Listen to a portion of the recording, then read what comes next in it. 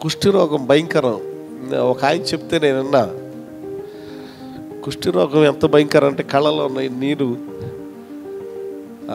కళ్ళలో చెమ్మ వచ్చేసింది నాకు ఆ మాట వింటా ఉంటే.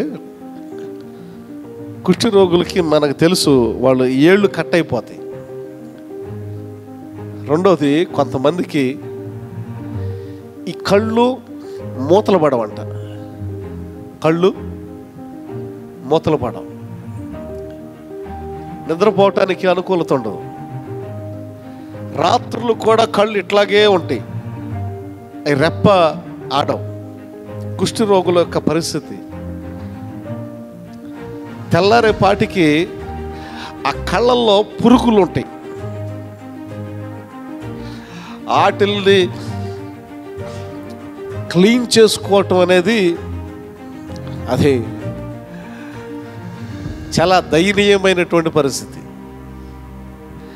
కళ్ళల్లో ఒక్క దోమ కానీ, దోమ దాకెందుకు, ఒక్క నలుసు పడితేనే రెప్ప 100 సార్లు కొట్టుకుంటాం.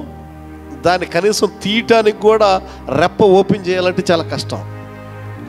అలాంటిది ఆ దోమలు ఇవన్నీ దానిలో ఉంటే ఉదయకాల సమయంలో దాన్ని క్లీన్ చేయాలంటే ఈ కొన్ని గుచ్చుకొని భయంకరమైనటువంటి వేదన.